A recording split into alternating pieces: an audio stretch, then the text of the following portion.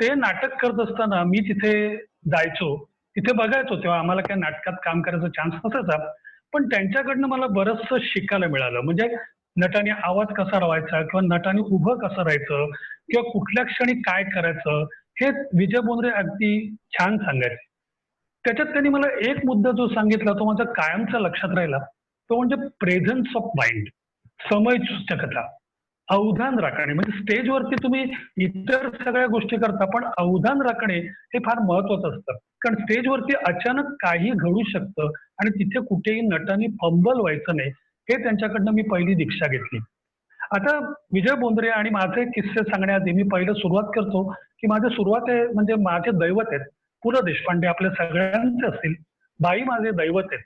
मी लहानपणापासून त्यांना वाचत आलो, कॉलेजमध्ये त्यांना वाचलं, त्यांचं वाऱ्यावरची वरात वगैरे पाहिलं होतं आणि मी त्या माणसाच्या अखंड प्रेमात बुडालेलो होतो. त्यांचा पहिला एक सुरुवातीचा एक छोटासा किस्सा सांगतो. एकदा भाई जेवायला गेले होते. जेवायला गेले होते, पंगतीत बसले होते, भरपूर जेवण झालं आणि भाई स्वतः खवय्ये होते. भरपूर जेवले आणि जेवल्यानंतर ते यजमानांना म्हणाले, की आज मी जेवून अवाक झालो. आता सगळेजण भाईंकडे बघायला लागले, की अवाक हा शब्दप्रयोग कुठली कथा वाचली किंवा कुठे काही कुठे बाहेरगावी गेलात आणि कुठला काही बघितलं तिथे सीन वगैरे, की माणूस अवाक होतो. जेवल्यानंतर अवाक होणं हा काय प्रकार आहे? तर ते म्हणाले, "भाई तू चुकलायस का शब्दप्रयोग?" तर भाई म्हणाले, "नाही, हा शब्दप्रयोग मी अगदी बरोबर वापरलाय. मी अवाक झालो म्हणजे मी आता जेवल्यानंतर वाकूच शकत नाहीये. एवढा मी जेवलोय आणि म्हणून मी अवाक झालेलो आहे." वाह! वाह! असे त्यांचे किस्से जे होते, त्याच्यातला आणखीन एक त्यांचा होता किस्सा, जो माझ्या पहिल्या परफॉर्मन्सला सुद्धा मला अनुभवाला आला. तो म्हणजे त्यांचा गुळाचा गणपती हा चित्रपट आला होता. आणि गुळाच्या गणपतीमध्ये सगळं भाईनी केलं होतं. म्हणजे लेखन, दिग्दर्शन, संगीत, पटकथा, संवाद सगळं. तेव्हा निर्माता त्यांना म्हणाला, की "भाई आता मी असं करणार आहे, की सब कुछ फुलं असं मी ॲड देणार आहे."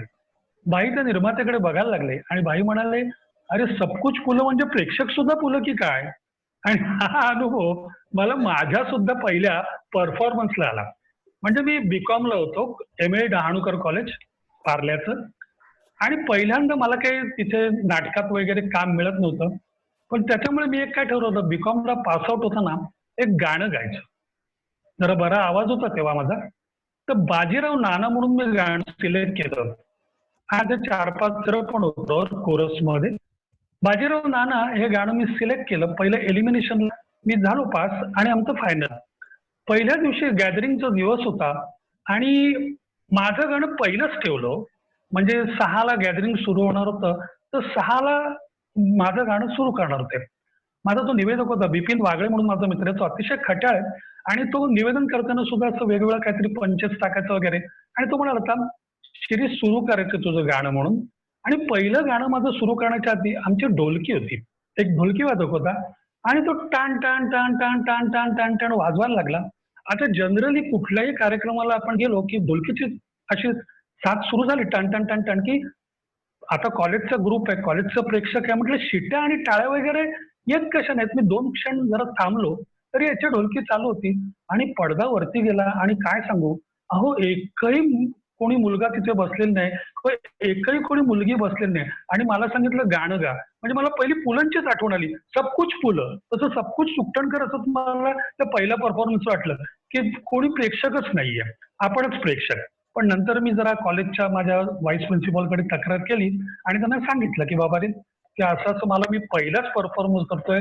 मी कॉलेजमधनं पास आउट होतोय आणि एकही प्रेक्षकने म्हणजे हा थोडासा कुठेतरी मला लागलेला अपमान आहे." पण नंतर त्यांनी मला पुढे नंतर लॉटमध्ये दिला चान्स आणि मग मी गाणं गायलं.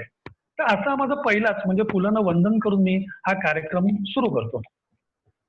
आता तुम्हाला सांगतो नाटकातले किस्से. नाटकात मी एक राज्य नाट्य स्पर्धेला पहिलं नाटक केलं होतं. म्हणजे 2 अंकी नाटक होतं. आमचे लेखक दिग्दर्शक चांगले होते. डॉक्टर अनिल बांदिवडेकर. कदाचित तुम्ही नाव सुद्धा ऐकलं असेल. अतिशय सुंदर नाटक होतं. हुंडाबळीवरती नाटक होतं आणि त्यावेळी 80-81 साल हे असं होतं ना, की कॉम्पिटिशन राज्य नाट्य स्पर्धा असो किंवा एकांकिका स्पर्धा असो, कॉम्पिटिशन म्हणजे जीवन मरणाचा प्रश्न असायचा. कॉम्पिटिशन काही झालं तरी जिंकायचं. प्रत्येकाकडे तीच ईर्ष्या असायची. प्रत्येकाला तेच टेन्शन असायचं. नाटक सुरू झालं. मी तुम्हाला एक गोष्ट सांगतो, की पहिला ब्लॅकआउट असतो. मीच हिरो होतो आणि मी निवेदक होतो. नाटक सुरू झालं.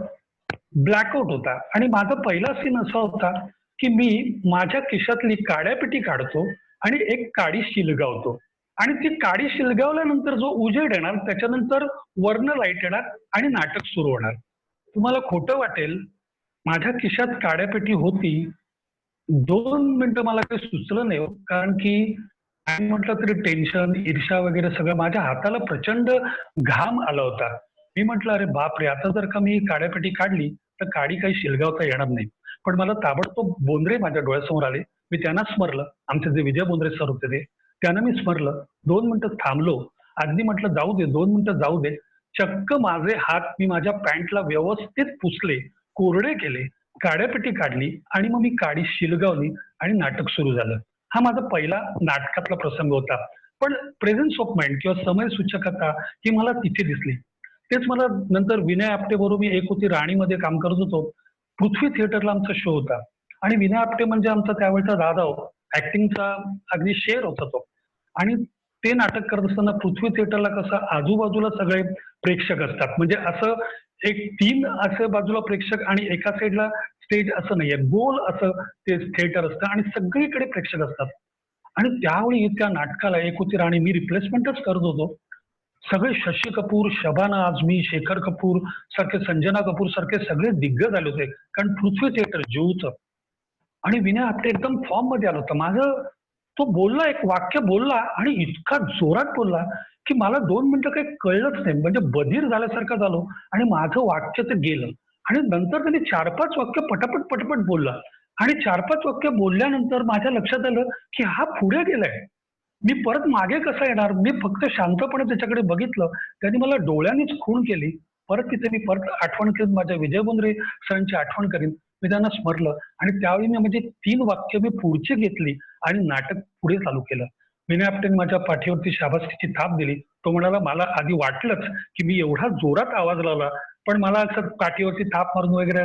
तो म्हणजे दादाच होता म्हणा. तो बोलला, की "अरे काय शिर्या, शशी कपूर समोर दिसला ना मला, शेखर कपूर दिसला ना म्हणजे मी थोडासा हवेत गेलो यार.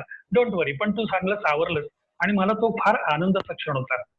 हा थोडासा मी उलटा करून सांगतो. म्हणजे मी यशवंत दत्त बरोबर नटसम्राट नाटकात काम करत होतो.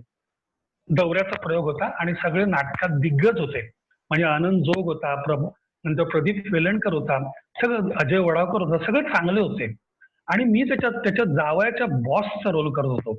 दुसऱ्या अंकात माझी एंट्री होती आणि यशवंत दत्त म्हणजे काय हो एकदम सॉलिड नट होता. म्हणजे कधी तो तरुण व्हायचा आणि कधी एकदम म्हाताऱ्याच्या ह्याच्यात जायचा, काही कळायचं नाही आणि आवाजाचं व्हेरिएशन्स म्हणजे यशवंत दत्तकडनंच शिकायचं. अक्षरशः ह्या लोकांकडनं जरी आपण यांची नाटकं बघितलं ना आणि जर का आपल्या मनात जर का नाटक करायचं असेल ना, त्यांच्याकडनं बरचसं शिकण्यासारखं असतं. त्याच्यात यशवंत दत्त. अनेक नटसम्राट झाले. मी तर म्हणतो डॉक्टर लागू झाले, दत्ता भट झाले. पण मला आवडलेला नटसम्राट म्हणजे खरंच सांगतो, तुम्ही कदाचित अतिशयोक्ती म्हणाल, पण यशवंत दत्त होता. तर सांगायचा प्रसंग असा, मी एंट्री घेतली आणि यशवंत दत्तचा तो सगळा आवाका बघितल्यावरती माझं खरं वाक्य होतं, "मी तुमच्या जावयाचा बॉस." पण मी पटकन चुकून काय म्हटलं, "मी तुमच्या बॉसचा जावई." म्हणजे 2 मिनिटं मला काही कळलंच नाही. मी बॉसचा जावई म्हटल्यानंतर यशवंत दत्तनी माझ्याकडे असं बघितलं आणि इतका सुंदर अभिनय त्यांनी केला. पटकन त्यांनी आकाशाकडे नजर केली आणि शांतपणे म्हणाला, "तुम्ही कसले हो आमचे बॉस? बॉस म्हणजे आमचे गणपतराव जोशी." हां, तुम्हाला असं म्हणायचं आहे का, की तुम्ही आमच्या जावयाचे बॉस?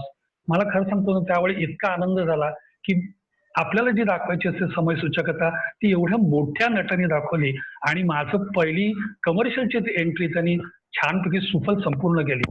यशवंत दत्त म्हणजे मी अजूनही त्याला कधी मला त्याची आठवण आली, की मी खरोखर त्याच्या नावाने एखादा नाटकातला पीस वगैरे म्हणतो. म्हणजे हो, तुम्ही तरुण आहात म्हणून करता येतो, तुम्हाला संभोग, तुम्हाला माणसांच्या माद्यांची वगैरे असं मी एकटाच वेड्यासारखं बोलतो आणि मी डोळ्यासमोर यशवंत दत्तला आणतो. असो.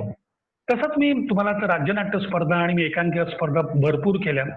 राज्यनाट्य स्पर्धेत आम्हाला एक आणखीन चांगला दिग्दर्शक मिळाला, तो म्हणजे सतीश पुळेकर. पण अतिशय स्ट्रिक्ट होता हो तो, भयंकर स्ट्रिक्ट. म्हणजे काही बोलणार, बायका असल्या तरी तो बघणार नाही, काही आणि 12-12 तासच रिहर्सल घ्यायचं हो. त्याचं एकच ध्येय, मी म्हटलं ना त्यावेळचा काळ एकच होता, एकच ध्येय की आपलं नाटक नम्रात आलं पाहिजे. तुम्हाला एक गोष्ट सांगतो, उलट्या पायाचा माणूस म्हणून एक नाटक होतं आणि त्याचा एक शो झाला आणि मी आणि एक लक्ष्मीकांत देशपांडे म्हणून माझ्याबरोबर नट होता आणि आम्ही दोघं गुंड दाखवले होतो. आणि त्या एका बाईला म्हणजे ती एक तरुणी असते जी ऍक्ट्रेसच होती, तिला घाबरवतो. 2-4 वाक्य मी बोलतो आणि ती बाईकडे बघतो, पण ती बाई काही बघत नाही. तर त्याच्यानंतर त्या लक्ष्मीकांत देशपांडेचं काय असतं, की तो चाकू काढतो आणि चाकू काढतो आणि तिला दाखवतो आणि घाबरवतो आणि प्रयत्न करतो. खोटं वाटेल, तो बटणाचा चाकू होता हो आणि तो बटन ते दाबतोय आणि ते चाकू त्याचं काही झालं तरी उघडेच ना. तो एकदा करतोय, दोनदा करतोय, तीनदा करतोय आणि विंगेतनं आमचा तो दिग्दर्शक सतीश पुळेकर शिव्या घाल घालतोय. त्याचं चाकू उघडेच ना आणि ती मुलगी घाबरण्याच्या ऐवजी हसायला लागली हो. मला एकदम कसं तरी झालं आणि मी 2 मिनिटं काय केलं, त्या मुलीला धक्का मारला. प्रेझन्स ऑफ माइंड, परत समय सूचकता. त्या मुलीला धक्का मारला. त्या मुलीला असं खाली चेपलं आणि म्हटलं, "तुला कळत नाही का?" आणि ती घाबरली. तो सीन तिचा घाबरल्याचा इथे झाला. तसंच तेच नाटकातलं दुसरा एक तसंच सीन सांगतो, की तेच नाटक होतं आणि दुसऱ्या दिवशी त्याचा शो होता आणि सतीशचा अगदी नेहमीचा टेम्परामेंट, की उद्या बक्षीस मारायचंच आहे आणि पहिलंच मारायचं आहे, काय नाही. त्याच्यातला एक नट होता. आता तो फार नावाजलेला नट आहे. हल्ली चला हवा उद्या वगैरे मध्ये तो नट असतो आमचा अशोक कुलकर्णी. आमचा बघत असेल तर त्याला माहित असेल, कारण he was I witness for that show आणि तो तिथे होता. तो आज मोठा नट झालाय, फार मोठा नट आहे तो. पण आदल्या दिवशी रिहर्सल होती आणि रिहर्सलला नेमकी त्याची त्यावेळची प्रेयसी जी होती ती त्याला भेटायला आली. आता सतीशचं सगळं स्ट्रिक्ट होतं, की नाही, नाही कोणाला काही भेटायचं नाही, कुठे जायचं नाही, घरचा निरोप आला तरी नाही, आपली रिहर्सल आहे ते रिहर्सल, नाटक आपलं छान झालं पाहिजे. पण हा काय हो, हा ते म्हणाला, की नाही माझी प्रेयसी आली आणि तिला काहीतरी अर्जंट काम आहे, मी अर्धा तास जाऊन येतो. सतीश चिडला, त्याला काय काय बोलला, अद्वा बोलला, पण हा काही ऐकला नाही आणि हा निघून गेला. आणि 1 तास गेला, 2 तास गेला, तो आलाच नाही आणि सतीशचा पारा अगदी फार चढला. दुसऱ्या दिवशी त्याचा आमचा शो होता. त्याचा म्हणजे त्या नटाचा रोल होता, पाटलाचा रोल होता, माझा रोल वकिलाचा होता आणि आमचा सतीशचा रोल गावातला एक खेडूत म्हणजे सावळ्याचा रोल होता. माझा त्या नटाला उद्देशून म्हणजे मी साक्ष घेतो, त्या पाटलाची साक्ष घेतो आणि त्याला विचारतो, की तुम्हाला सावळ्याचे आणि काशीबाईचे संबंध नेमके कधी कळले? त्या नटाने माझ्याकडे फक्त तुम्ही विचार करा, तो काळोख आहे बाकीचा आणि स्पॉट फक्त त्याच्यावरती आणि माझ्यावरतीच होता. सावळ्याचे आणि काशीबाईचे संबंध तुम्हाला नेमके कधी कळले? त्याने माझ्याकडे बघितलं. आता मी त्याच्या आविर्भावातच थोडंसं करतो. कदाचित तुम्हाला तो नट लक्षातही येईल त्याचा आविर्भाव केल्यानंतर. त्याने माझ्याकडे असं बघितलं आणि म्हणाला, "त्याचं काय झालं वकील साहेब?" असं करून माझ्याकडे बघितलं आणि उजवीकडनं परत त्यांनी डावीकडे मान वळवली. मला वाटलं, की हा थोडासा पॉज घेतोय आणि हा बोलतोय. परत त्यांनी डावीकडनं परत उजवीकडे माझ्याकडे मान वळवली आणि परत म्हणाला, "त्याचं काय झालं वकील साहेब?" मी म्हटलं, की काय ह्याला काय हा पॉज जास्त मेंटेन करतोय का? आणखीन याला काय ग्रिपअप पाहिजे का? म्हणून मी म्हटलं, "हां, बोला, बोला. बोला पाटील साहेब काय तुम्हाला सांगायचंय?" आणि तिसऱ्या वेळी जेव्हा त्यांनी माझ्याकडे बघितलं हो, एवढा म्हणजे दांडगा आणि असा मोठा माणूस आणि असा रावस असा माणूस, तो माझ्याकडे बघितला आणि त्यांनी म्हटलं, "त्याचं काय झालं वकील साहेब?" करून चक्क रडायला लागला हो. आणि रडल्यानंतर माझ्या पटकन लक्षात आलं, की हा ब्लँक पडलाय. हा माणूस वाक्य विसरलाय. आणि मागे सतीश वगैरे बसला होता, मॉब पण बसला होता आणि सतीशचं त्या मॉबमध्ये पण शिव्या घालणं चालू होतं. "अरे नाटकाची वाट लावली." यावरती तो बडबड होता. मी पण थोडासा बावचळलो. मला काही कळलं नाही. पण again I will repeat to that. I will come to Vijay Bondre sir. मी त्यांची परत आठवण करतो. समय सूचकता किंवा प्रेझन्स ऑफ माइंड, अवधान सांभाळणं हा प्रकार मला तिथे सुद्धा कामाला आला. मी सतीशकडे बघितलं 2 मिनिटं.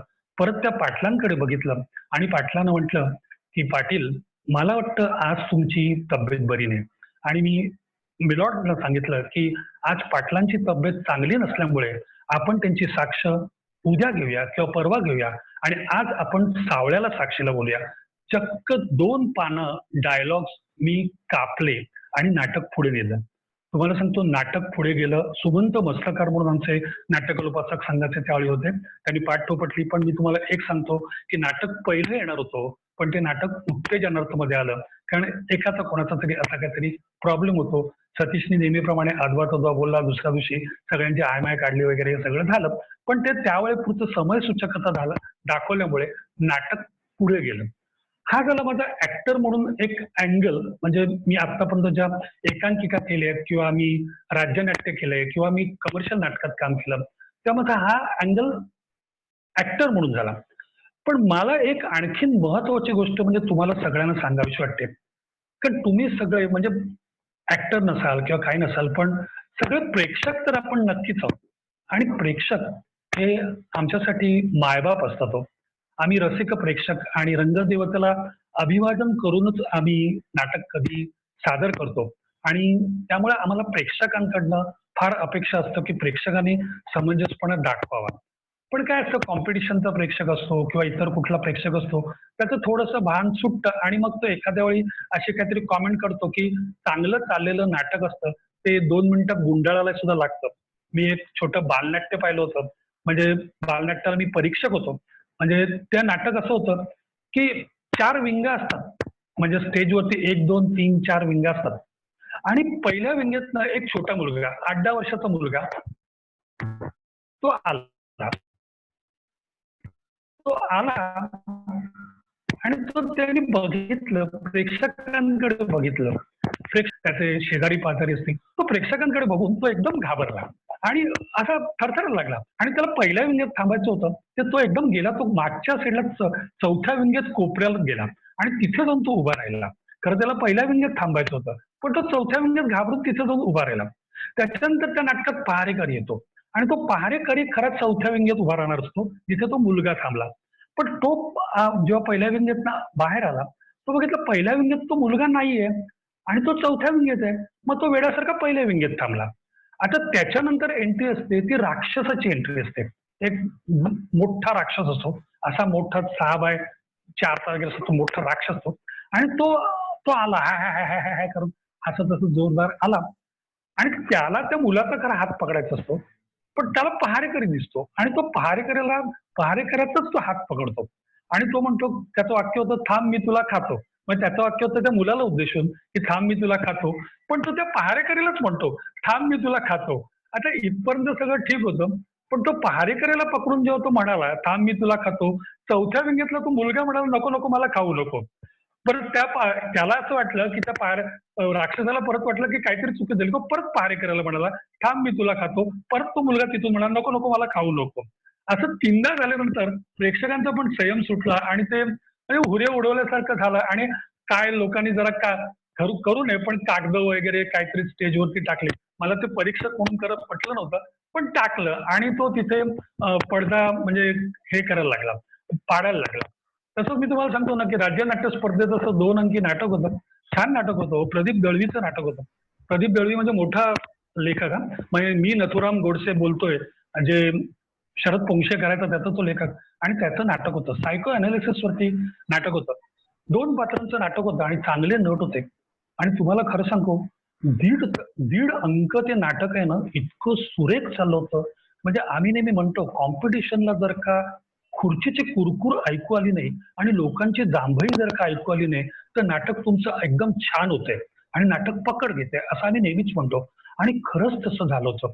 1.5 तास.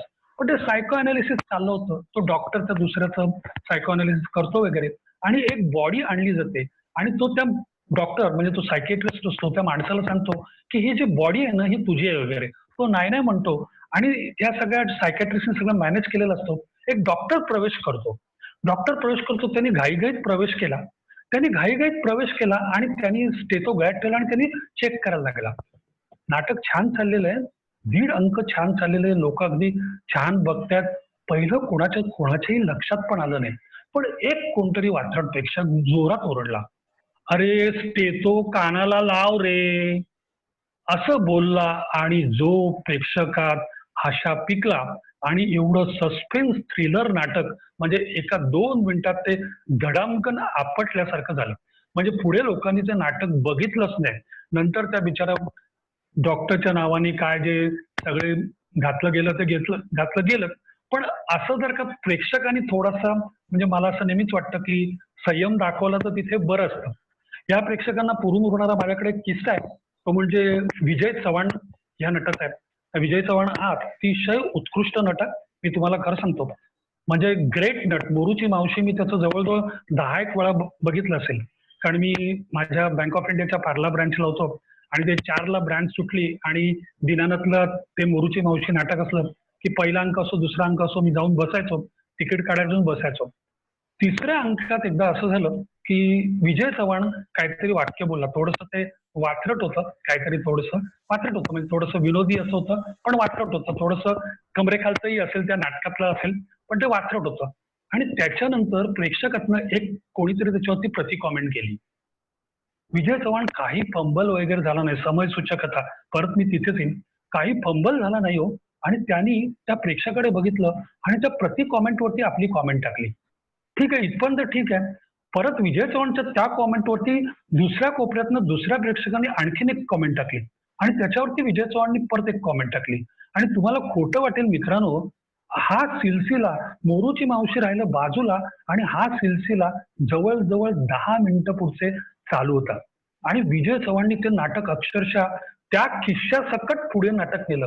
म्हणजे अर्थात तो विजय चव्हाण होता म्हणून हे नाटक म्हणजे पुढे जाऊ शकलं. पण एरवी जर का जे राज्यनाट्य स्पर्धेला करतात किंवा एकांक स्पर्धेला करतात ती माणसं म्हटलं तरी नवीन असतात आणि असं कोणी प्रेक्षकातनं बोललं की ते असो किंवा ऍक्ट्रेस असो की थांबते.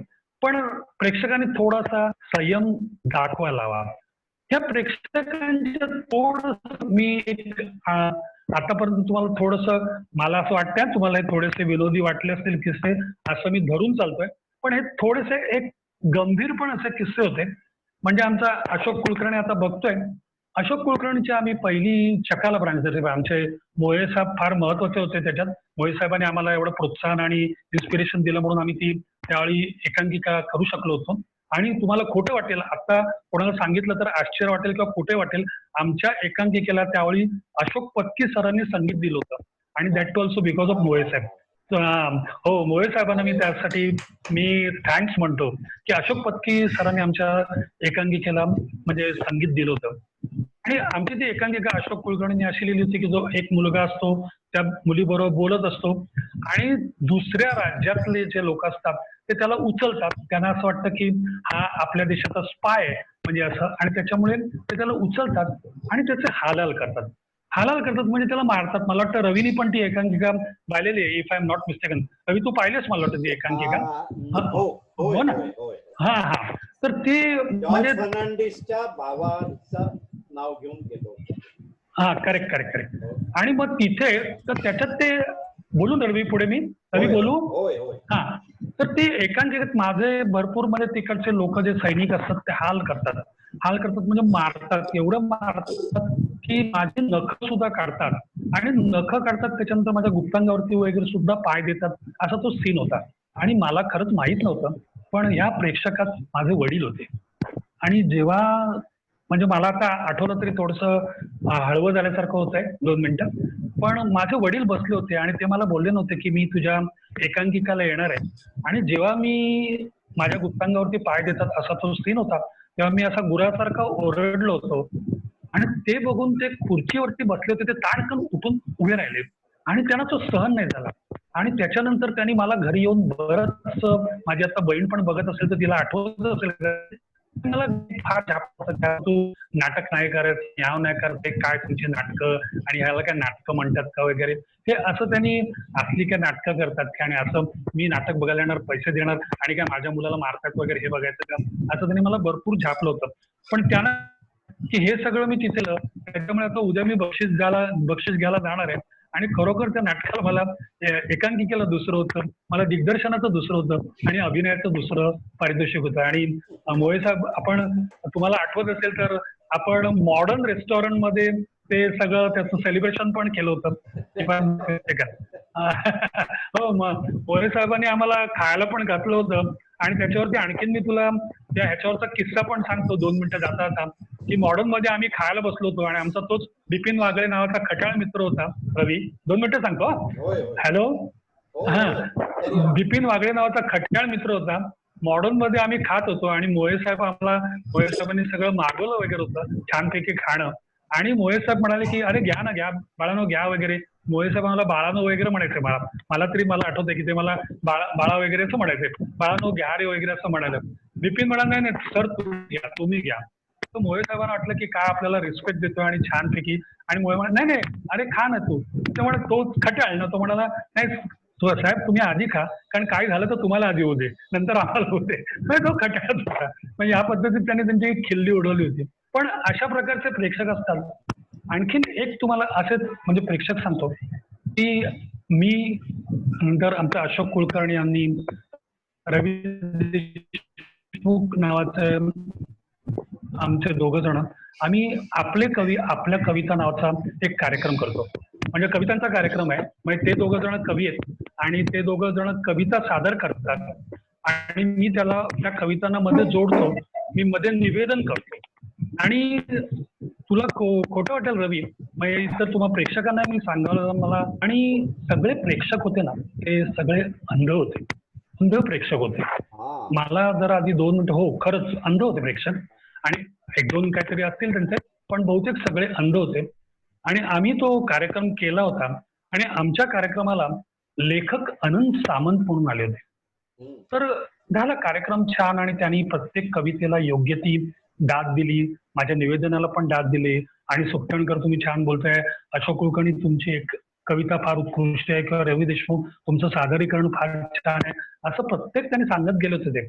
आणि नंतर सर्वात गंमत म्हणजे त्या अनंत सामंतांची एक जी कादंबरी जी प्रकाशित होणार होती ती आपल्या रेग्युलर ह्याच्यात सुद्धा प्रकाशित होणार होती आणि ब्रेल लिपीत सुद्धा झाली होती. म्हणजे अशी पण होती आणि ब्रेल लिपीत सुद्धा झाली होती. आणि रवी सांगायला आश्चर्य वाटतंय किंवा थोडासा कमी पण वाटतोय की आम्ही जे रेग्युलर लिपीतली जी कादंबरी होती ती वाचली नव्हती, पण ती ब्रेल लिपीतली जी कादंबरी होती त्या बऱ्याचशा लोकांनी वाचली होती रे. म्हणजे आपण किती कमी प्रतीत आहोत असं मला त्यावेळी 2 मिनिटं वाटलं. आणि आता इथे मी जरा 2 मिनिटं रवी पॉज घेतो आणि घेतो. हा चालेल, तू थोडा पॉज घेतोय का? हा, आणि मी नंतर मी त्या रवीचीच कविता सादर करतो आणि मग माझ्या सिरियलच्या किस्साकडे जातो. तुमच्या पॉज मध्ये मी बोललो तर चालणार आहे? हा हा, ठीक आहे ठीक आहे. आपण एक सुप्तंकरांनी एक 2-4 मिनिटाची सुट्टी घेतलेली आहे. एक गोष्ट मला सांगायला आवडेल की ब्रेल लिपी जी आता त्यांनी म्हटलं ती अंधांनी वाचण्याची लिपी असते, पंच केलेली, जर अगदीच कोणाला आठवत नसेल तर सांगितलं. दुसरं म्हणजे जी मगाशी नख काढण्याची ऍक्टिंग जी त्यांनी सांगितली, वडिलांचा किस्सा, तर तो काळ त्यांचा तरुणपणातला होता. ही सगळी गोष्ट मी तुम्हाला 77-78 सालातली सांगतो, म्हणजे फार मागे जायला लागतंय आपल्याला. पण आम्ही बँकेत असताना हे नख काढण्याची ऍक्टिंग जेव्हा शिरीष सुकटणकर करून दाखवायचे ना, तेव्हा खरंच एवढं थ्रिल व्हायचं आणि वाटायचं की ह्यांनी कुठेतरी मोठ्या नाट्यक्षेत्रात जायला पाहिजे. आणि मी बोलूनही दाखवलं होतं त्या काळात. आता आम्ही किती लहान होतो, मला खरंच अचंबा वाटतो. मी 24-25 वयाचा होतो आणि तो सांगायचा नाही रे बाबा, ते आपल्या घरातलं कल्चर नाही आहे आणि घरच्यांच्या दृष्टीने आपल्याला आपला परमार्थ आणि चरितार्थ सांभाळून सगळं करायला पाहिजे. आणि त्या एका कारणासाठी त्यांनी ते तेव्हा स्वीकारलं नाही. मी जरा अशोक कुलकर्णी, तुम्ही अनम्यूट व्हाल का थोडे? अशोक कुलकर्णी,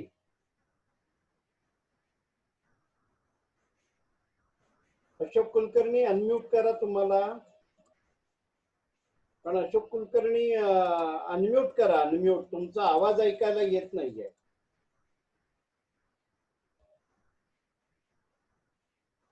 अशोकच आहे ना समोर?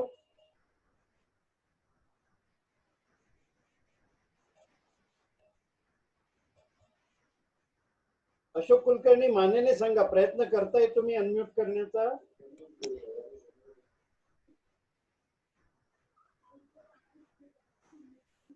काय झालं इतक्या वर्षांनी मलाही चेहरे ओळखायला? हा हा हा अशोक, हा येतो आवाज? हा हा हा येतोय. आता शिरीषने काही आठवण सांगितली, तर 1-2 मिनिटात काही सांगण्यासारखं आहे का शिरीष सुकटणकरांबद्दल?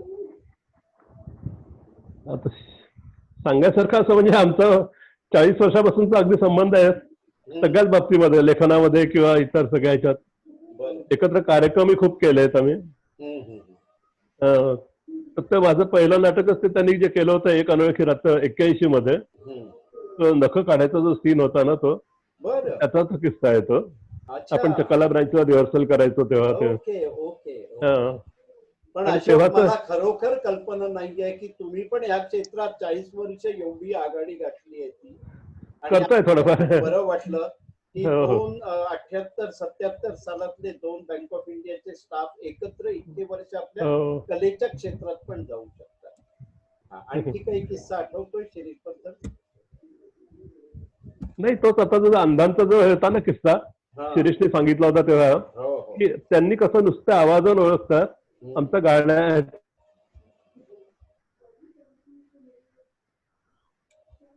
अशोक, हा, आवाज नाही येत आहे.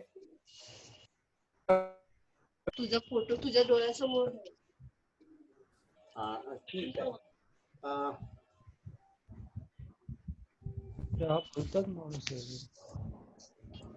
ठीक आहे. अं, बाकी कोणी अनम्यूट करू नका हा स्वतःला.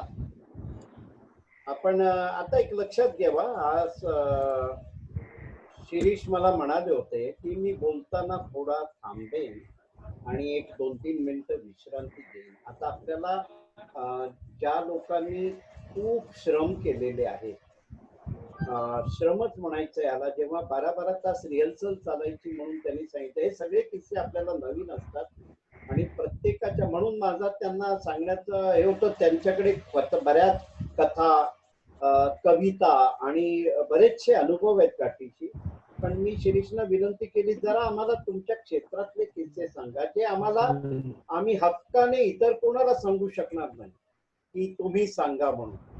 आणि त्यामुळे आज आपण ह्या किस्स्यांवर आलो.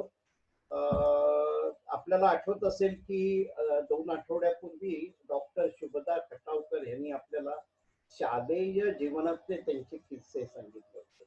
खरं म्हणजे आज त्या 60-70 विषयांच्या प्रवचनकार आहेत आणि बऱ्याच विषयांचे व्यासंगी लेखक, कविता करणाऱ्या कवयित्री वगैरे आहेत. पण त्यांनी आपल्याला शालेय जीवनातले किस्से सांगून आपल्याला एक वेगळा अनुभव दिला होता.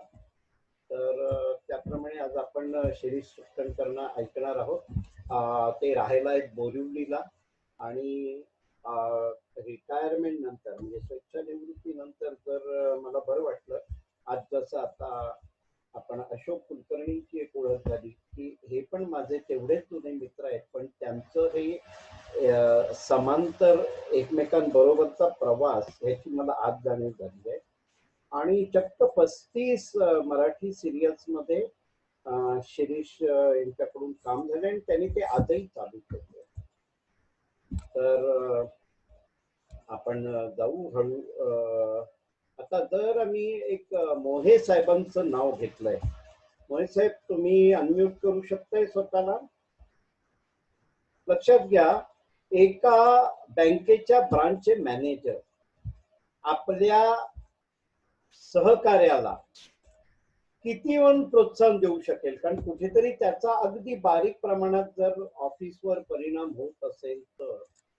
पण मोहे म्हणून जे नाव घेतलेलं आहे ती व्यक्ती पण फार वेगळी आहे. अशोक पत्की सारख्यांचं म्युझिक उपलब्ध करून देणं. आणि आता वेळ आहे तर मी एक किस्सा सांगतो. आम्ही 5 जण, म्हणजे मी तुम्हाला सांगितलं माझं वय 24-25 वर्षाचं होतं. आम्ही एकदा ऑफिसच्या गेटवरून 5 जण पिकनिकला गेलो होतो. त्याच्यात शिरीष नव्हते आणि अशोक पण नव्हते, कारण ते कदाचित जास्त सिन्सिअर मेंबर होते. पण याच मोहे साहेबांनी दुसऱ्या दिवशी आल्यानंतर आम्हाला अशा रीतीने हँडल केलं की आम्ही आयुष्यभर त्यांची ऋणी राहिलो. आम्हाला आयुष्यभर त्यांचा खूप आदरच वाटला की त्यांनी सांगितलं हे तरुणपण आहे, तुम्ही अशा प्रकारचं करू शकता.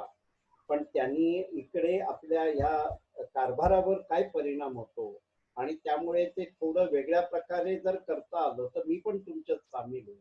आणि आम्ही अक्षरशः त्यावेळेला ऑफिसच्या गेट वरून पिकनिकला गेलो होतो. म्हणजे बऱ्याच जणांनी आम्हाला बघितलं होतं की कार्यालयाच्या जवळ आलेलं. आणि असा तो किस्सा होता. तर आज या निमित्ताने माझी थोडी मला पूर्व इतिहासात मी गेलो. मला रवी म्हणणारी मंडळी इथे आहेत आणि 78 साली म्हणजे माझ्या त्या वयामध्ये मला जाता आलं की तिकडचे 4-5 जण इकडे आहेत आपल्यामध्ये. आणि मला बरं वाटतं की आजचा आकडा 57 अधिक 8 साधारण 65च्या दरम्यान म्हणजे उच्चांक आहे. आपल्या दिलासा डे केअरच्या आजी पण कार्यक्रम बघत आहेत आणि छान चाललेला आहे कार्यक्रम. एक मिनिट, मला बरं वाटलं. आज आपण 30, 30, 60 आणि 3ऱ्या पानावर गेलेलो आहोत. त्यामुळे अटेंडन्स बघून बरं वाटलं. आपल्याला एक मर्यादा असतात, आपण 100 पर्यंतच्या अटेंडन्स पर्यंत जाऊ शकतो आणि त्या मर्यादा आपल्याला क्रॉस नाही करायच्या.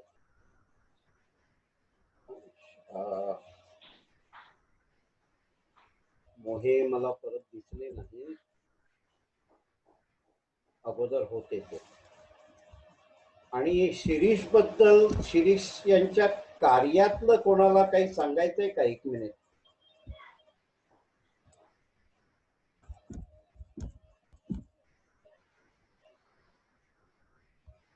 शिरीष यांची बहीण आहे ना आपल्यात? तुम्ही अनम्यूट करा स्वतःला.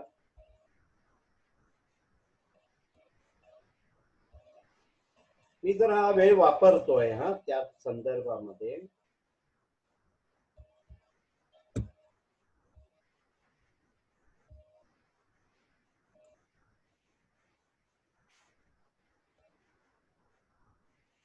प्रत्येकाचा एक आयुष्यातला सुवर्ण काळ असतो आणि मला आज त्याची प्रचिती आली की एवढा सुवर्ण काळातली म्हणजे 75-78 मध्ये जे संपर्कात आलेली मंडळी आजही तेवढीच प्रेमाने एकत्र येऊ शकतात. आणि ही जेव्हा आम्ही मंडळी भेटतो तेव्हा आम्ही 12-15 जण भेटतो असंच झूम प्लॅटफॉर्मवर. पण ह्या कलेचा विषय कधी छेडला गेला नव्हता, जो आज मला अनुभवायला मिळाला. आणि मी जरा माझ्या लहानपणात जाऊ शकलो खूप वर्षानंतर.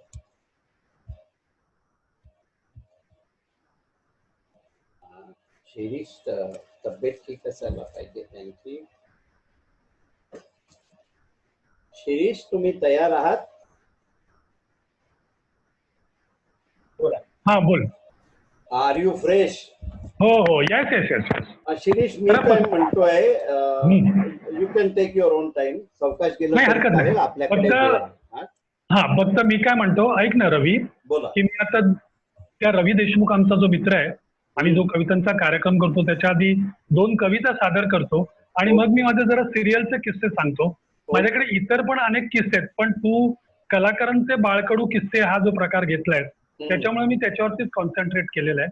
पण या 2 कविता जरा लोकांना आवडतील असं मला नक्की वाटतंय, म्हणून मी त्या घेतो. कविता होऊन देत. माझी एक अपेक्षा होती, एक ज्येष्ठांची कथा तुमच्याकडे. कुठलं ते चिरतारुण्य आणि अकाली वार्धक्य? त्याला पण कथा सर मग मी सांगेन फार तर, पण तुझ्या वेळेचं बंधन बघ बाबा. नाही, गो हेड. दोन्ही कविता होऊन देत, कथा आणि होऊन देत, आपण मग किस्स्यांवर जाऊ. बरं, असं करू का? चालणार आहे ना? हो, पण मग मी काय म्हणतो, सिरियलचे किस्से नको का? नाही, वेळेत बसणार नाही असं म्हणताय. हो, तुला बघ. नाही, तुम्हाला कम्फर्ट असेल तर आम्हाला सगळ्यांना चालणार. मग चालेल ना, मी करतो, मला काही हरकत नाही. ओके. अरे शेवटी ऐकून घे रवी, कलाकाराला रसिक ऐकतात ह्याच्यातच फार मोठं आहे रे. नाही, आमचे रसिक म्हणजे भन्नाट आहेत. बरं. बाकी आज कुटुंबात बसल्यासारखं आहे. बरं, मी काय फक्त विचारतो रवी, आवडत आहेत ना सगळ्यांना? जरा थोडस. Okay, thank you. शुभदा खटावकर असा हात करून सांगतायत की हो म्हणून. बरं. मग मी कंटिन्यू करू? Yes, carry on. Okay, should I continue? Yes. बरं मित्रांनो, की तुम्ही बरेचसे लोक डोंबिवलीला राहताय आणि त्याच्यामुळे ट्रेन प्रवास हा प्रत्येकाला म्हणजे माहीतच आहे की ट्रेन प्रवास काय आहे.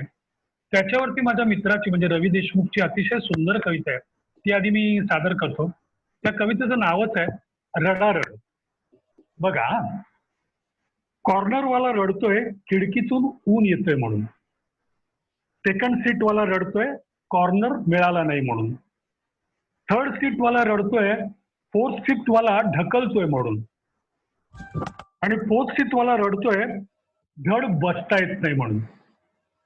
कॉर्नरवाला रडतोय खिडकीतून ऊन येतोय म्हणून, सेकंड सीटवाला रडतोय कॉर्नर मिळालं नाही म्हणून, थर्ड सीटवाला रडतोय फोर्थ सीटवाला ढकलतोय म्हणून, आणि फोर्थ सीटवाला रडतोय धड बसता येत नाही म्हणून. उभे असलेले रडत आहेत बसायला मिळालं नाही म्हणून, प्लॅटफॉर्मवरचे रडत आहेत चढायला मिळालं नाही म्हणून.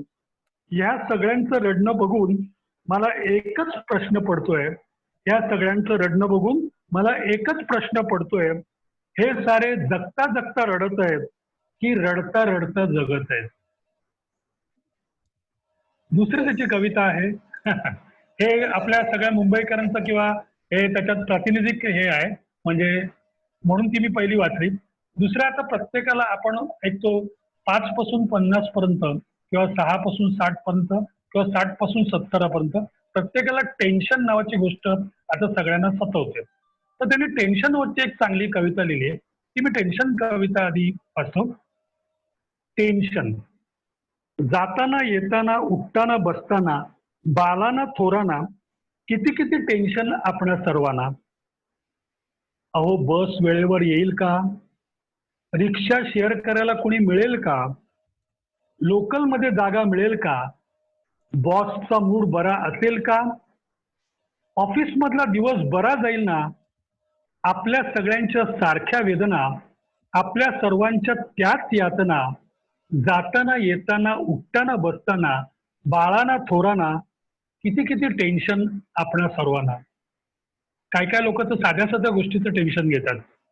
रोहित विराट खेळतील ना, संघातील स्थान टिकवतील ना, लहर कहर करेल ना, आणि क्रिकेट प्रेमी मनी भरेल ना. किती किती टेन्शन आपण सर्वांना. आणि आता बायकांचं टेन्शन. घरात काय कमी टेन्शन, घरात काय कमी टेन्शन. कामवाली येईल ना, आता लॉकडाऊनमुळे कामवाली नाहीये, पण पूर्वीचं होतं. घरात काय कमी टेन्शन, कामवाली येईल ना, सकाळी पाणी असेल ना, मुलाला मेडिकलला ऍडमिशन मिळेल ना, लग्न वेळेवर होईल ना, चांगली मुलगी मिळेल ना.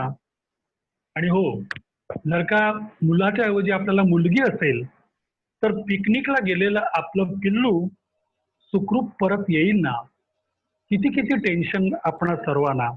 जाताना येताना उठताना बसताना बाळाना थोराना किती किती टेन्शन आपणा सर्वांना. बरे वाटलं का रवी 2 कविता? होय होय, छान. ट्रेन पण आता मी कथासार ट्रेन मधून गेल्यासारखं वाटलं. बरं, आता मी कथासार सांगू का मी माझ्या सिरियलचे किस्से सांगू? किस्स्यांवर जाऊया. पण मग ती कथा आहे ना, ती ज्येष्ठांना पण एक हे देणार आहे. मग ती आधी सांगू? चालेल ना, का मी आधी सांगा. नंतर सांगा, किस्स्यांवर जा. बरं, आधी किस्स्यांवरती जातो. हा, तुमच्या रुटीनवर जा. बरं मित्रांनो, आता मी मगाशी तुम्हाला स्टेटचे किस्से सांगितले. आता 2013 साली मी VRS घेतली आणि VRS घेतल्यानंतर म्हटलं काहीतरी करायचं, आणि अभिनय ही माझी पॅशन आहे, त्याच्यामुळे म्हटलं जरा सिरियलमध्ये काम करूया. आणि झालं, 7 वर्षात 35 सिरियल्स माझ्या झाल्या. सिरियलचं एक वेगळं असतं मित्रांनो, म्हणजे स्टेजचा अभिनय आणि सिरियलचा अभिनय, जे कोणी अभिनय क्षेत्रात असतील ते सांगतातच नेहमी, त्याच्यात जमीन आसमानाचा फरक आहे. आताच्या भाषेत सांगायचं तर सिरियलमध्ये सटल ऍक्टिंग असते. हे मनोज वाजपेयी किंवा नवाजुद्दीन शेख वगैरे ही लोक जास्ती लोकांना आवडतात. तिथे आरडाओरडा किंवा काही हा प्रकार चालतच नाही. हे सुरुवातीला मला खरंच माहीत नव्हतं, पण योगायोगाने आणि माझ्या सुदैवाने मी दुसऱ्या सिरियलमध्ये जेव्हा काम केलं तेव्हा माझ्यावर निर्मिती सावंत होत्या, आणि निर्मिती सावंत बरोबर माझा एक म्हणजे सीन होता, आणि त्याच्यात माझा थोडासा रडण्याचा सीन होता. तो मी नेहमीप्रमाणे केला तेव्हा निर्मिती सावंत मला म्हणाल्या की तुम्ही स्टेज ऍक्टर आहात किंवा तुम्ही एकांकिकेतनं वगैरे राज्यनाट्याला वगैरे करताय हे कळलं, पण सिरियलमध्ये हा अभिनय चालत नाही, जितका कमीत कमी तुम्ही अभिनय कराल तो सिरियल मध्ये दिसतो. कारण कॅमेरा आपलं सगळं टिपत असतो. आवाजाची सुद्धा रेंज अतिशय कमी लावायची, कारण सगळं तिथे ऑटोमॅटिक टिपलं जातं. म्हणजे एवढा आवाज बोलतोय हा सुद्धा. हॅलो हा, ऐकायला येत आहे. हॅलो, आला ऐकून? येत आहे व्यवस्थित हा ऐकायला ओके ओके. नाही, माझा मुलगा आता मला म्हणाला आवाज गेला म्हणून मी तिथे हात लावला फक्त. येतंय. परत तसा आवाजाची पण रेंज तिथे अतिशय कमी लावायला लागते. आता गंमत तुम्हाला सांगतो की मी थोडासा दिसायला गोरा गुमटा, त्याच्यामुळे लोकांना असं वाटतं की मी ब्राह्मण आहे आणि त्याच्यामुळे माझ्याकडे सगळे पहिले रोल जे आले ते भटजीचे आले. ठीक आहे, भटजीचा रोल म्हणजे मला काय तसा काही प्रॉब्लेम नाही, पण किंवा समजा काही कपट कारस्थान वगैरे सिरियल मध्ये बऱ्याच वेळी असते आणि त्या भटजीला एक मध्ये घेतलेला असतो आणि त्याच्या थ्रू ती ऍक्ट्रेस किंवा जी विलन ऍक्ट्रेस असते ती कपट कारस्थान करते. तिथपर्यंत भटजीचा रोल मला मान्य होता. पण मंत्र म्हणायला लागल्यानंतर काय हो, मुंज लावायचे मग काय प्रॉब्लेम, किंवा काही मंगळागौर आहे आणि प्रॉब्लेम, आणि लग्न लावायचं म्हणजे तर अगदीच प्रॉब्लेम. तुम्हाला एक गंमत सांगतो. एकदा पहिली मानसीचा चित्रकार म्हणून ती सिरियल होती आणि त्याच्यात सत्यनारायण पूजेचा सीन होता आणि माझ्या सुदैवाने म्हणा त्यावेळी तो जो ओरिजिनल डिरेक्टर होता तो नव्हता आणि तिथे असिस्टंट डिरेक्टर होता आणि तो म्हणजे मराठी नव्हता. तो नॉन आवाज येतोय ना रवी? होय, आवाज होय. येतोय ना? होय. हा हा. तो नॉर्थ इंडियन होता आणि तो मला म्हणाला, सरजी आप कुछ भी मंत्र बोलिये. म्हटलं मला फक्त गायत्री मंत्राशिवाय दुसरं काहीच येत नाही.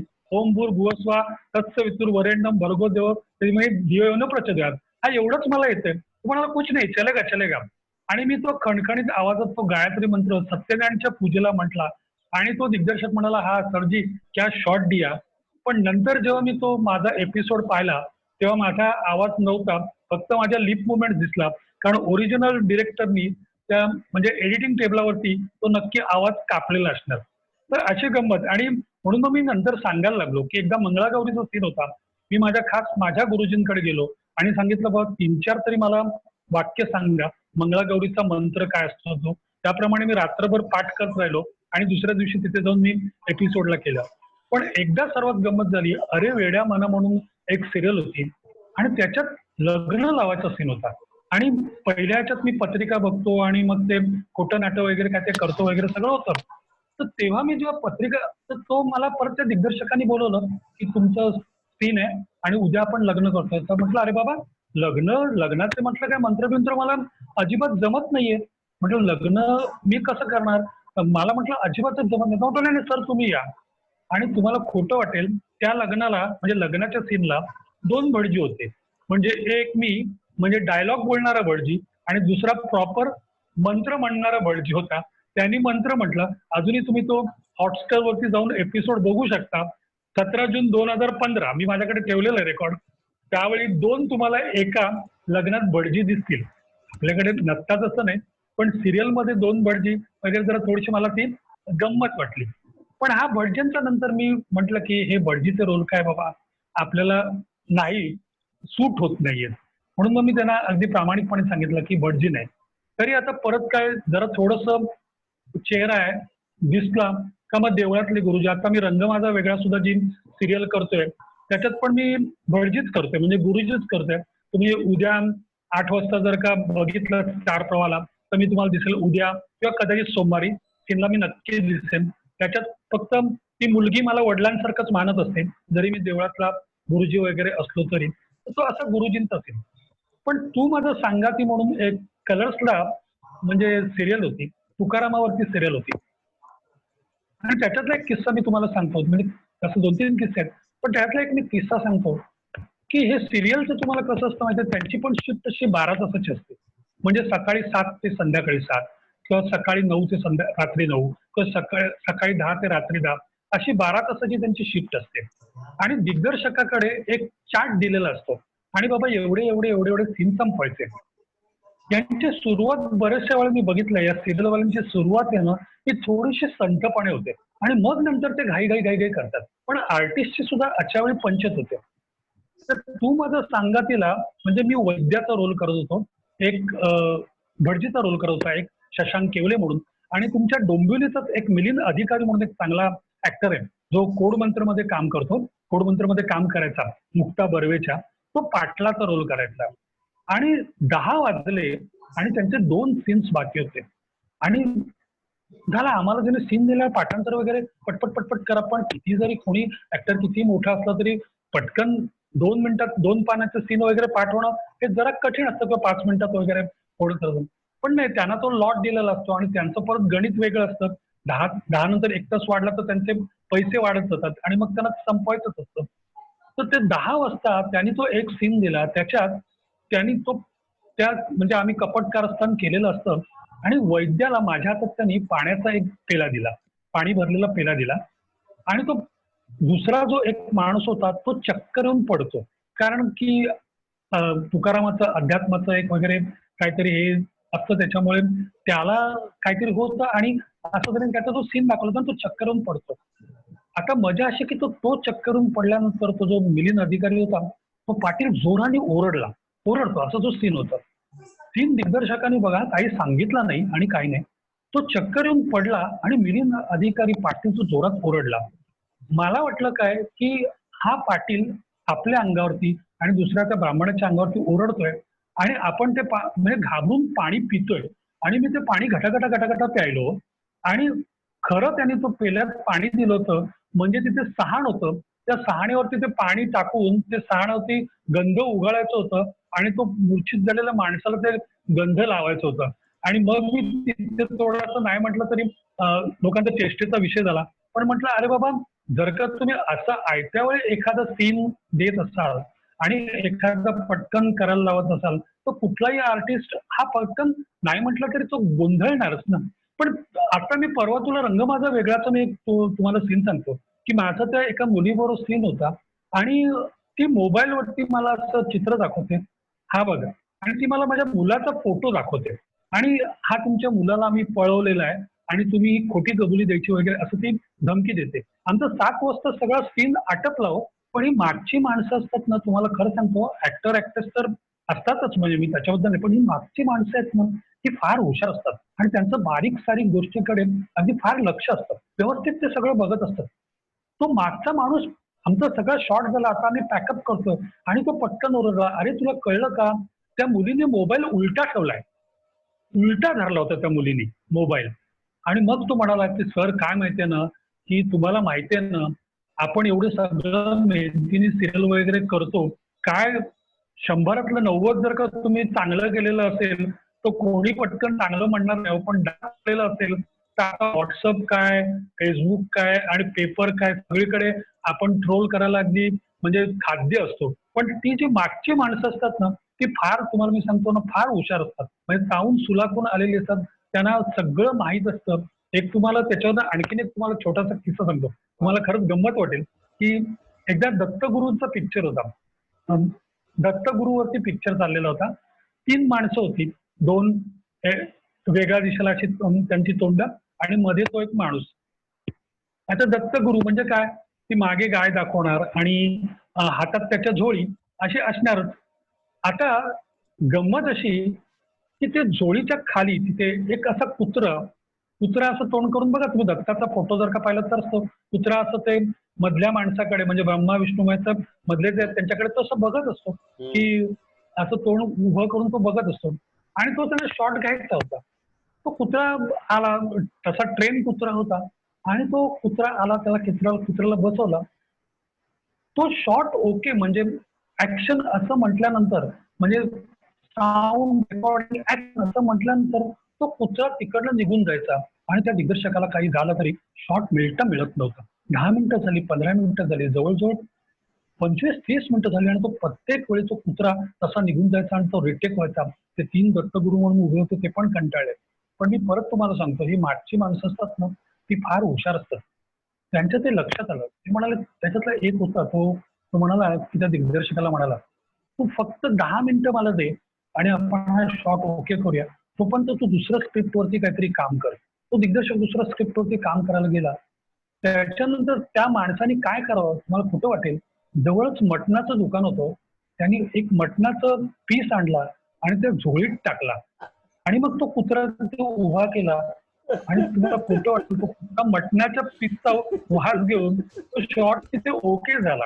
म्हणजे असे, पण एक तुम्ही आता विचार करा, जर का कोणी दत्तगुरूचं पिक्चर बघत असेल, जे भाविक असतील, कोण सगळ्या बायका असतील किंवा पुरुष असतील, आणि त्यानं जर का सांगितलं की त्यावेळी जोडीत मटणाचा तुकडा होता, असं जर का सांगितलं, तर कोणी तो दत्तगुरूचा पिक्चर पाहिलाच नाही का.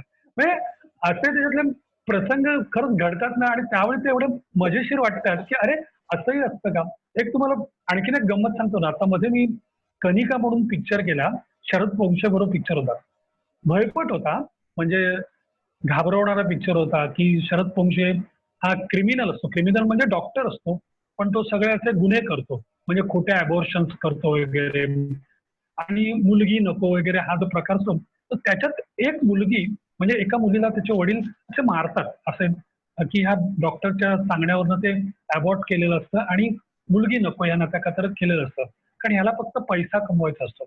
आता त्या दिग्दर्शकाने असं दाखवलं होतं की ती मुलगी नंतर बाहेर आलेली आणि ती भूत झालेली आहे. तुम्हाला खोटं वाटेल, ती भूत 8-10 वर्षाची ती मुलगी होती, ती भूत झालेली आहे आणि ती त्याला प्रत्येक वेळी दिसते आणि ती प्रत्येक वेळी त्याला घाबरवते, असा तो सीन होता.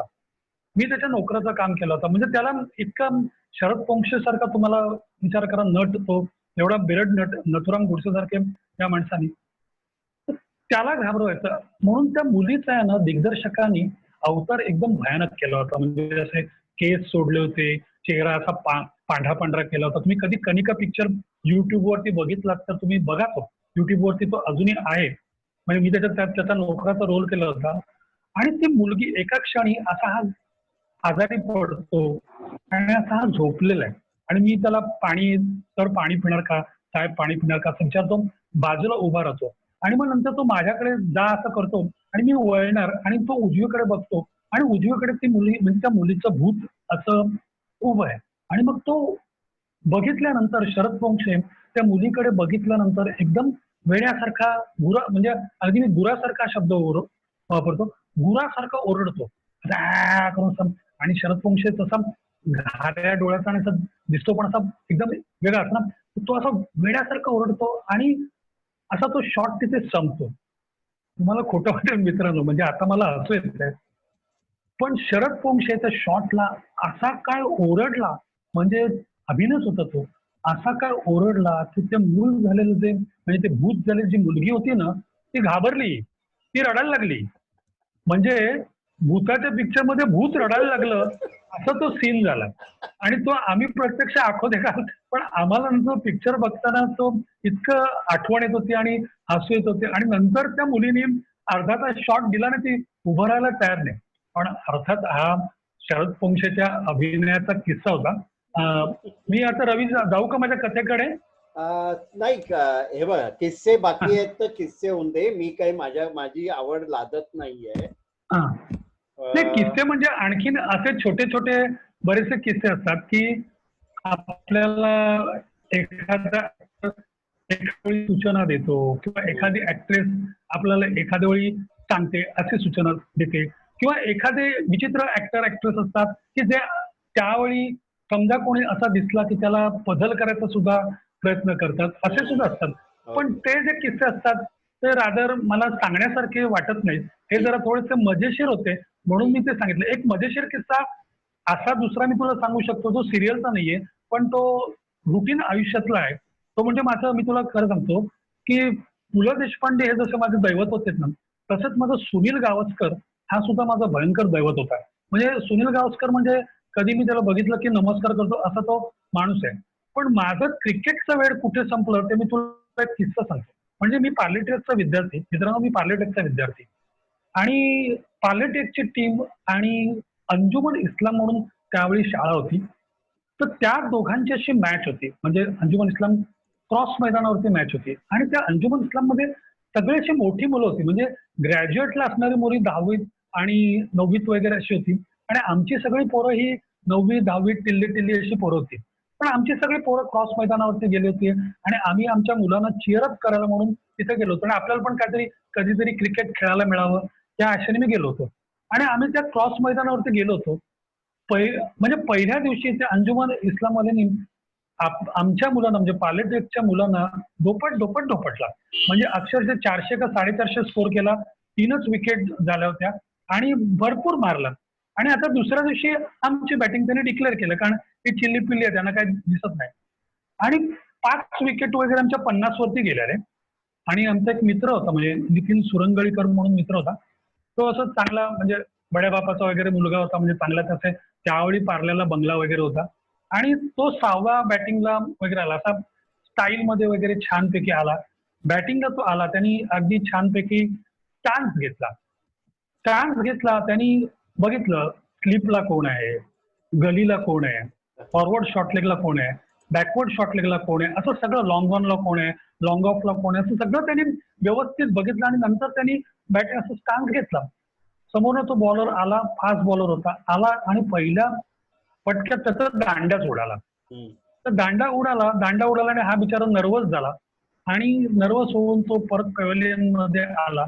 परत तिथे आमचा तो बिपिन वागळेच, तो आमचा मित्र, खट्या मित्र, तो आला. आता तो नर्वस झाला होता, एकदम पूर्ण नर्वस होता. आला, त्याने त्याला काय विचारावं रवी, तो म्हणाला काय माहितीये की अरे सूर्या, त्याला सूर्या म्हणायचे, अरे सूर्या तू स्लिप बघितलंस, गली बघितलंस, फॉरवर्ड शॉट लेग बघितलंस, बॅकवर्ड शॉट लेग बघितलंस, सगळं बघितलंस, पण मागे दांड्या हे बघितलंस की नाही, मागे स्टम्प्स आहेत ते बघितलंस की, त्याच्यामुळे तुझा दांडा उडाला. म्हणजे असे छोटे छोटे किस्से त्या बिपिनमुळे आमच्या आयुष्यात भरपूर घडले होते, जे मी तुला अजूनही 2 मिनिटं सांगू शकतो. पण तुझा वेळ बघ बाबा परत, म्हणजे नाही, परत आपण मी ती कथा महत्वाची आहे, कारण ती कथा बरोबर माणसाला कसं जगावं ही शिकवते आहे.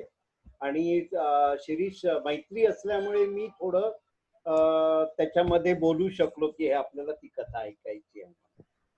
हा, आपण ती हॅलो. कथा होऊन दे आणि मग आपण कार्यक्रमाची सांगता करू. बरोबर. मी एवढंच म्हटलं, मैत्रीचं नातं आहे म्हणून मी थोडं हे घुसखोरी करून ती कथा म्हणायला सांगतो. बरं. ओके. बरं, मी कथा म्हणजे ती कथा वाचत नाही, पण मी कथा सार सांगतो जी मी लिहिलं होतं.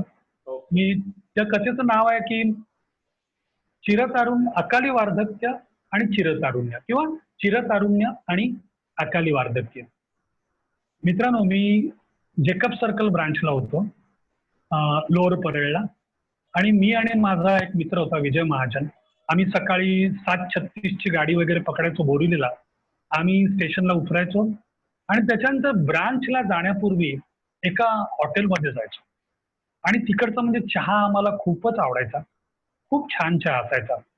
कारण आमच्या ब्रांचचा चहा तेव्हा काही चांगला नसायचा, म्हणून म्हटलं सकाळची सुरुवात आपली ते चहाने होऊ दे, म्हणून आम्ही तो चहा तिथे प्यायचो. आणि मग तो चहा आम्ही ऑर्डर करायचो आणि मग इकडे तिकडे बघत राहायचो कोण काय दिसतंय वगैरे. मग तो कॅशर दिसायचा आम्हाला, किंवा इकडे तिकडे जाणारी माणसं वगैरे सगळी दिसायची, किंवा वेटर, एक विशिष्ट आवाजात ऑर्डर देणारा वेटर दिसायचा. पण त्याच्यात एक सर्वात महत्वाचं म्हणजे एक आम्हाला पाठीत वाकलेली बाई नेहमी दिसायची. ती पाठीत वाकलेली बाई नेहमी तिथे यायची आणि आमचं आणि तिचं वेळ साधारणतः तीच असायची. आणि त्या पाठीवरती ती एक गाठोडं घेऊन यायची आणि मग ती गाठोडं त्या तिकडच्या वेटरला द्यायची, ठेवायची. ते वेटर सगळे तिची चेष्टा करायचे, हसायचे, खिदळायचे आणि ही सुद्धा हसायची वगैरे.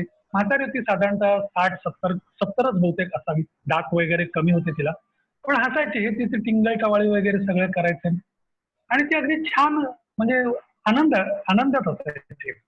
मग हे तिला चहाचं विचारायचे, काहीतरी खायला विचारायचे, आम्ही तिला ऑब्झर्व करायचो.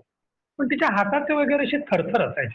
आणि मग माझ्या मित्राला माझा नेहमी प्रश्न पडायचो की अरे एवढा थरथर होणारा 70 वर्षाचा माणूस हे पाठीवर गाठोडं घेऊन काय येतोय, कसलं येतोय, असं म्हणजे थोडंसं आश्चर्य आणि कुतूहल वाटायचं. आणि मी त्या मित्राला म्हणायचो. नंतर मग आम्हाला एकदा राहवलं नाही आणि मी त्या वेटरला विचारलं. तर तो म्हणाला की साहेब काय माहितीये का, इकडनं तुम्ही येत्या तर तुम्हाला दिसलं असेल तिथे धोबी घाट आहे. ही आमच्या सगळ्या वेटर्स लोकांचे युनिफॉर्म घेऊन जाते आणि तिथे धोबी घाटावरती धुवायला देते आणि मग तिकडचे धुतलेले सगळे ड्रेस असतात ते ती परत घेऊन येते आणि मग ते आम्ही घालतो. आणि त्या निमित्त तिला आम्ही काहीतरी म्हणजे आमचे साहेब काहीतरी पगार देतात, चहा पाणी देतात काहीतरी.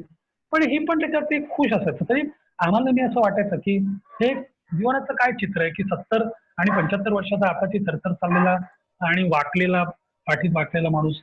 माझ्या दृष्टीने ते एक चित्र होतं.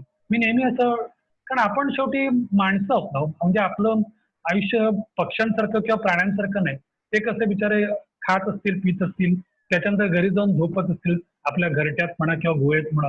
आपलं तसं नाही ना, आपलं मन कुठेतरी संवेदनशील असतं आणि आपण विचार करत असतो की का असं, ते का. माझ्या डोक्यात ते नेहमी एक चित्र असायचं. मग कधीतरी आम्ही सुद्धा तुला टीप वगैरे द्यायचो. माझ्या डोक्यात एक हे चित्र फिट बसलं होतं. पण एका दिवशी एक वेगळं चित्र दिसलं. म्हणजे त्या हॉटेलच्या समोर एक आलिशान अशी मोटार येऊन थांबली. छान मोटार होती आणि त्याच्यातनं एक साधारणतः आमच्याच वयाचा, म्हणजे 50शीचा वगैरे, त्यावेळी 50शीचा होतं.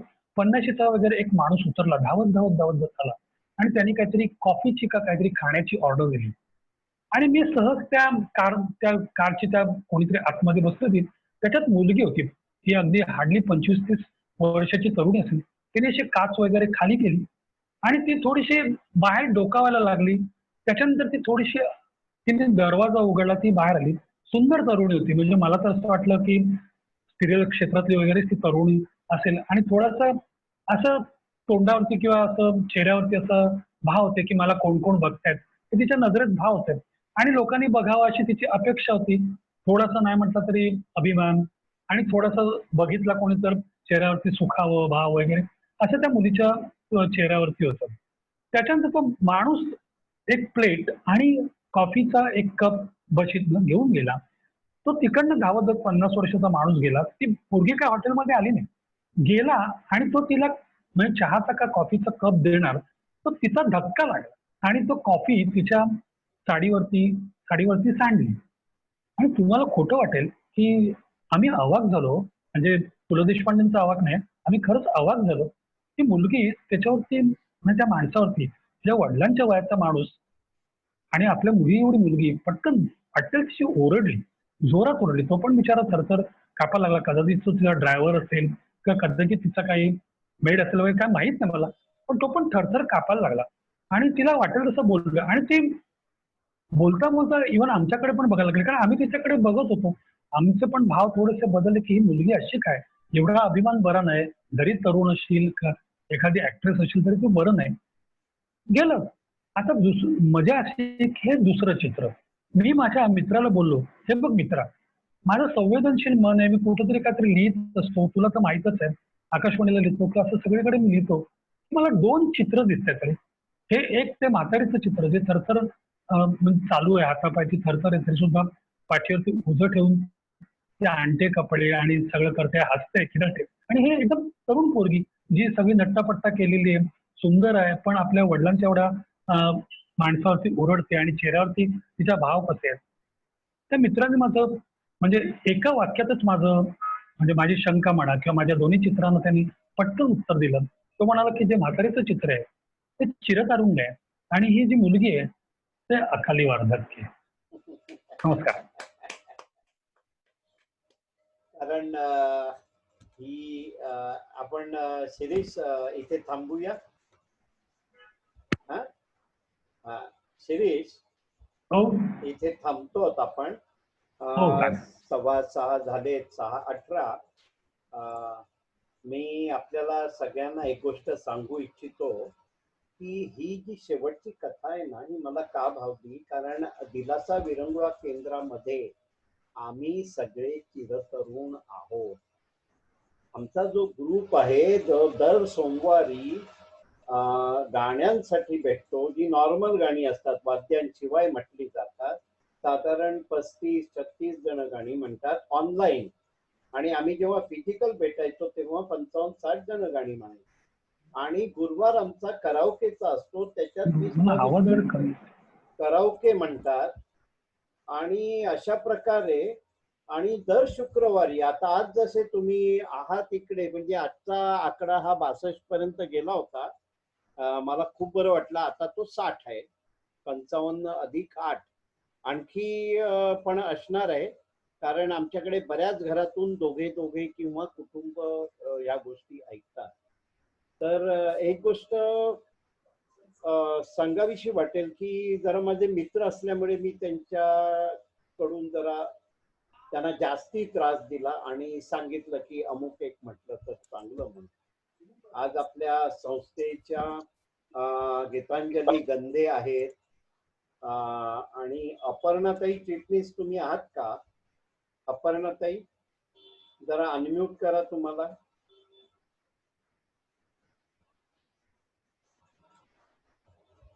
आज शिरीषच्या रूपाने ज्येष्ठांचे म्हणजे त्याचे मित्रमंडळी किंवा फॅमिली, आमचे बँक ऑफ इंडियाचा काही ग्रुप आणि आपण सगळे एकत्र आलो. अपर्णाताई थोडा कनेक्टिव्हिटीचा प्रॉब्लेम असतो, त्यामुळे असलेली माणसं पण त्या वेळेला अवेलेबल असू शकतात असं नाही होत. गंदे मॅडम नमस्कार. नमस्कार. तुम्ही शिरीष सुकटणकरांचे आभार माना. आपल्याकडे ना आजींचाही आश्रम आहे आणि आजी बसलेल्या आहेत एके ठिकाणी. मला जमलं तर तुम्हाला मी फोकस करून आलेत आजी आलेत. हो, आजी आलेले आहेत पण ते आता नाही फोकस होत आहे. ठीक आहे. तर आजींच्या आश्रमाचं काम गंदे मॅडम आणि आपल्या गंदे मॅडम नाव सांगा आपल्या दुसऱ्या मॅडमचं. गीतांजली सीमा घैसास मॅडम हे दोघं बघतात आणि सगळे आम्ही एकत्र या कामामध्ये आहेत. गंदे मॅडम तुम्ही जरा यांचे आभार माना. नमस्कार. नमस्कार. इथे एवढ्या बिझी शेड्यूल मधून तुम्ही इथे आलात आणि सुंदर कार्यक्रम केला. 1.25 तास आमचा कसा गेला हे आम्हाला समजलं नाही. खूपच छान. पुढच्या वेळेस अजून नवीन विषय घेऊन आमच्या इथे तुम्ही या आणि आल्याबद्दल तुमचे धन्यवाद. खूप छान कार्यक्रम झाला आणि सगळेजण उपस्थित राहिले आमचे विरंगुळ्याचे, त्यांनाही सगळ्यांना. आपल्या नेहमीच्या प्रथेप्रमाणे ना आपण एक काम करूया, सगळ्यांनी बाय बाय करूया. ऐकू जात आहे सर. हा, माझा येतोय आवाज? हो. हा, सगळ्या प्रथेप्रमाणे सगळ्यांनी बाय बाय करूया, मग आपण बाहेर पडतो याच्यातून. कारण प्रत्येकाने बाय बाय करणं शक्य नसतं. तर वा वा वा.